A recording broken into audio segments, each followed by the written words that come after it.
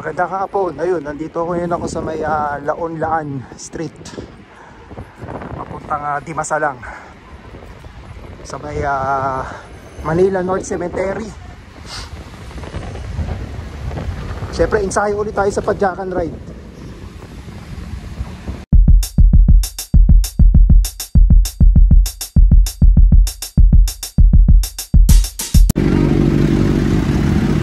Sobrang traffic dito sa A. Bonifacio. Ay, Manila Manila North Cemetery. Ano nangyari dito sa A. Bonifacio? Parado.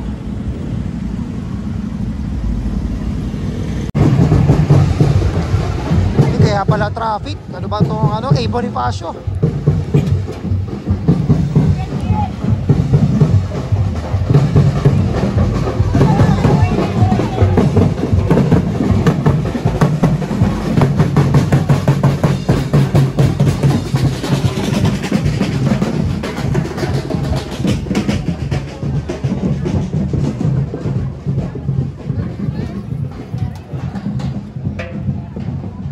Akala ko dahil dun sa so bagay, dami rin nakapark dun sa kabila Manila North Cemetery na yan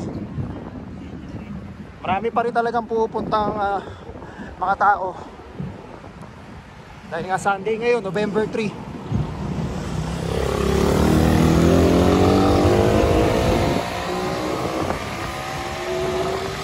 Nakaraos din. Dire-diretso lang ito papuntang Quirino Highway. Mahaba rin itong A. Bonifacio. Time check, alas 4 na hapon. Pupunta naman ako ng Internal Gardens sa may Baisa, sa may Caloocan. Dalawin ko lang yung lolo ko tsaka yung lola ko. Siguro naman wala nang tao ron sa sementeryo kasi tapos na long weekend.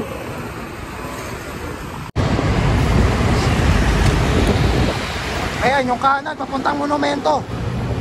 Yung gitna papuntang na yan, NLEX na yan. So dito tayo sa pinaka left side. Dire-diretso niya, Quirino Highway.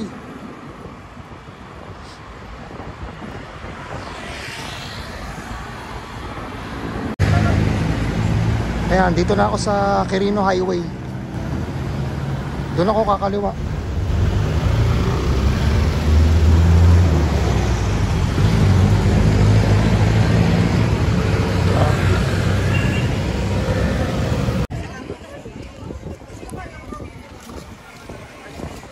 Marami pa rin pumupunta. Lalo sa likod ko. Sikip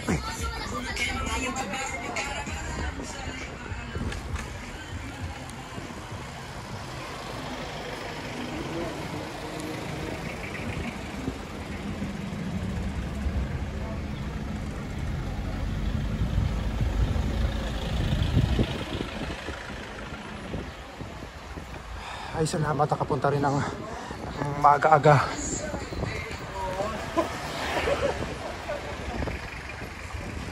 Street ba to? Leland Drive. Leland Drive pala to.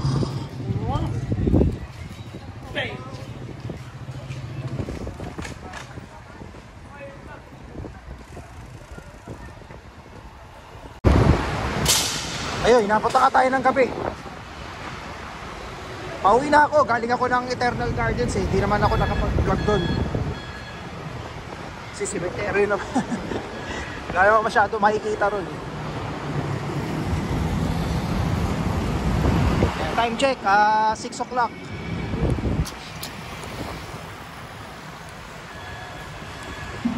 Dito ako sa sa A. Bonifacio. So dire-diretso lang ulit ito. Mukhang traffic na naman dito sa may intersection ng yung Mayon tsaka ng Del Monte Avenue. Pare, makakadiskarte tayo dyan pagdating sa traffic.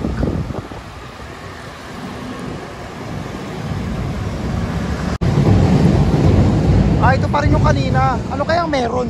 Kaya merong parang ano eh, Fiesta ba na Santo Niño?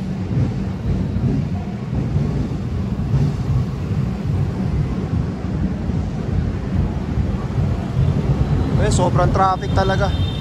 Akala ko nung una sa ano lang talaga eh, yung dahil nga sa sementeryo.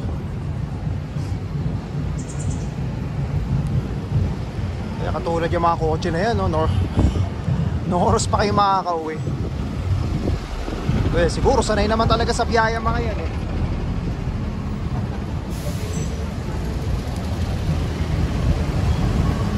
Ayan, tulad yan, no? Kanina pa yun eh, walang galawan nung papunta ako. Hindi ko alam kung doon ako dadaan. Hindi, traffic din dyan eh. Ayan eh, papuntang ano yan eh, Espanya Boulevard sa may UST.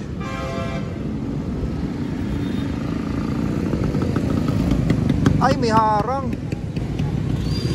Pwede kaya bike dito?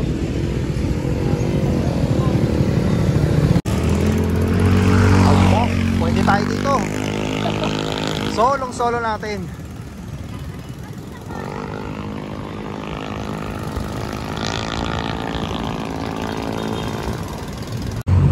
O diba, at least hindi tayo makikipagsiksikan sa mga traffic. Oh, walang sasakyan sa likod. Pero ano eh, hindi ko alam bakit nila inarangan eh. At least importante tayo, ligtas tayo. Dahil nakabike tayo. O diba sarado tong A. Bonifacio. Walang sasakyan eh.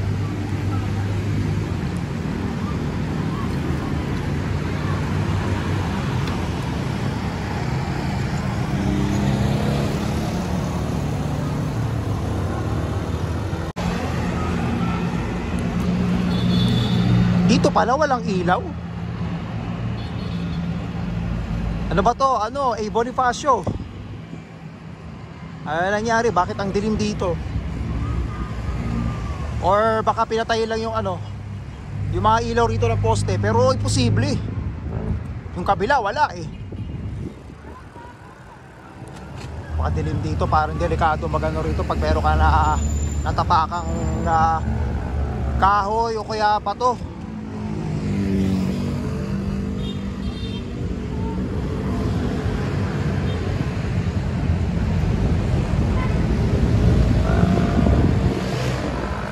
Sobrang dilim na naman.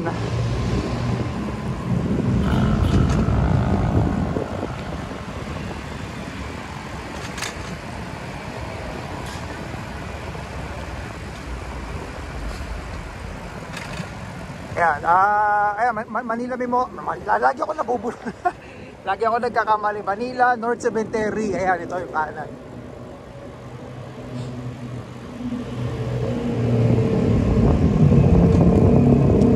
Paglabas natin, nandiyan na yung pagkanan natin, yung papuntang Chinese General Hospital. Ano to? Ah, ito pa rin nasunog.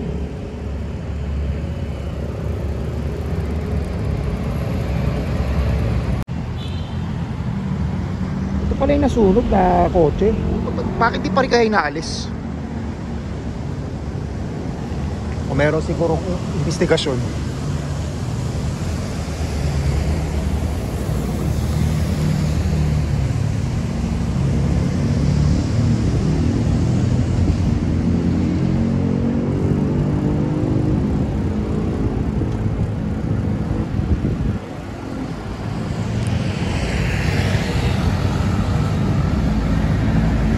Ito, akala ko sunog din.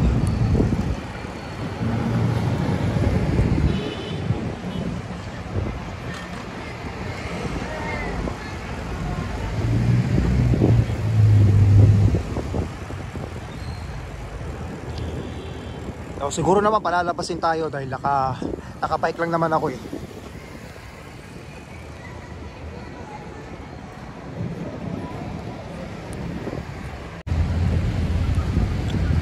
Ito yung ano, bilihan ng mga lechon. Sarap dyan eh, sa Ping Ping.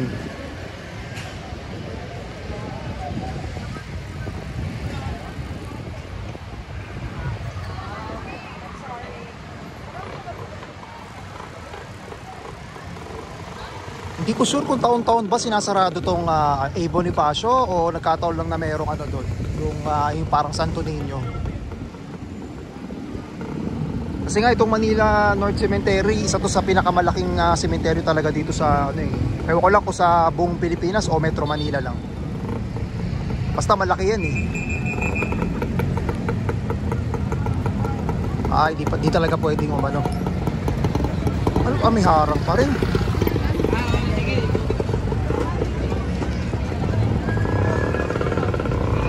Property tayo dito. Kasabay-bay. Baka siguro taon-taon sinasarado talaga. Ngayon lang kasi ako napadpad dito. Dito sa Manila North Cemetery, meron din kaming kamag-anak dyan. Kaya lang hindi ko alam ang ano eh. Hindi ko alam kung saan nakalibing dahil napakalaki yan.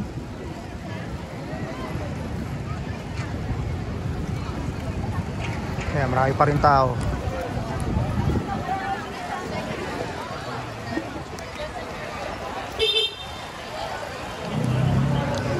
Ayan, Chinese General Hospital. Share ko lang, dyan ako pinanganak. Actually, lahat kami magkakapatid.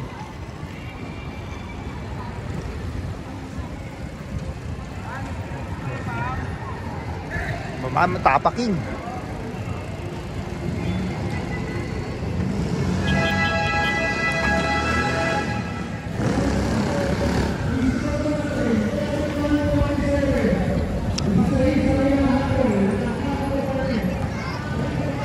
Kakaliwa na ako dito. Siguro nga ano, taon-taon siguro talaga sinasarado to.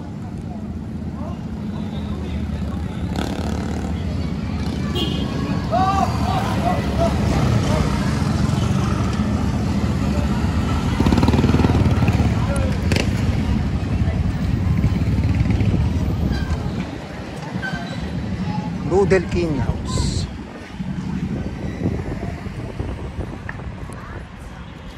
Kaya pabalik na tayo ng Dimasalang.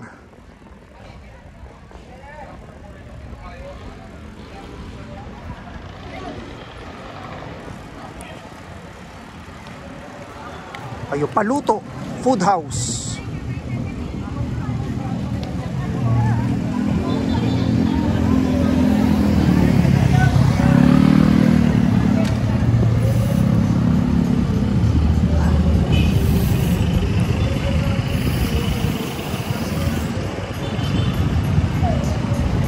Pa ako ng ano.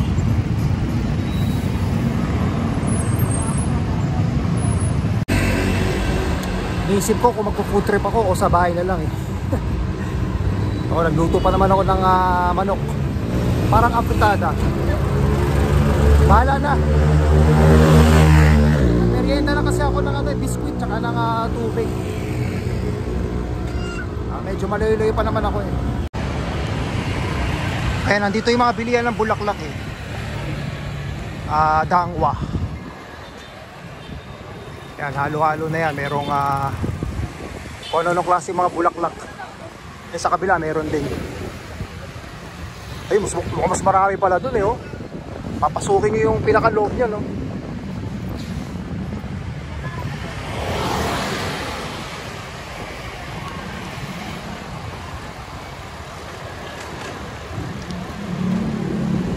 Lacson Avenue.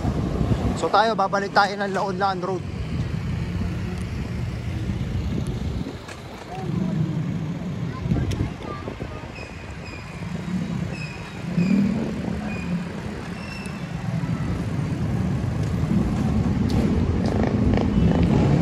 Dire-diretso, papuntang Quiapo.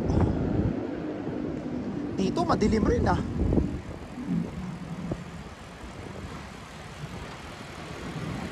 Nangyari sa mga ilaw dito. Alam ko nung panahon ni Mayor Yorme may mga ilaw rito eh. Nakabilyaran.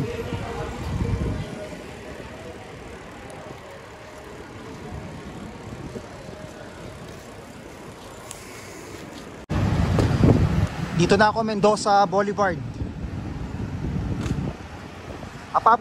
Papabutin ko nito ng 10 minutes.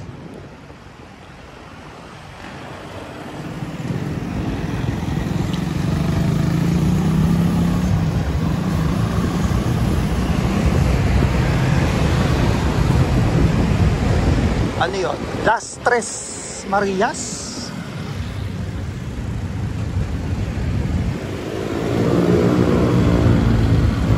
Kainan din lang.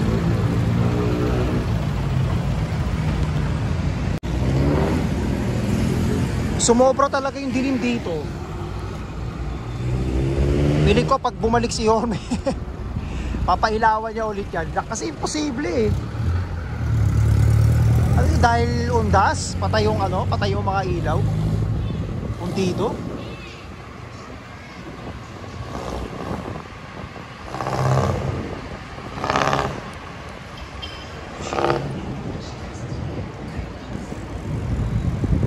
O diba dito meron na.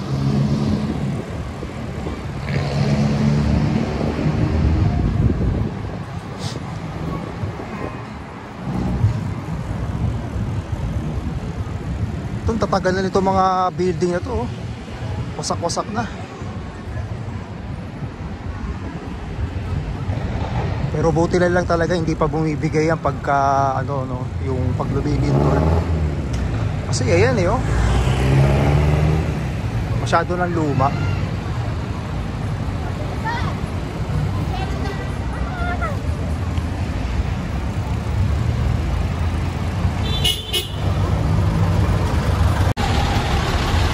Ipit na naman tayo dito. Tayo makakadaan.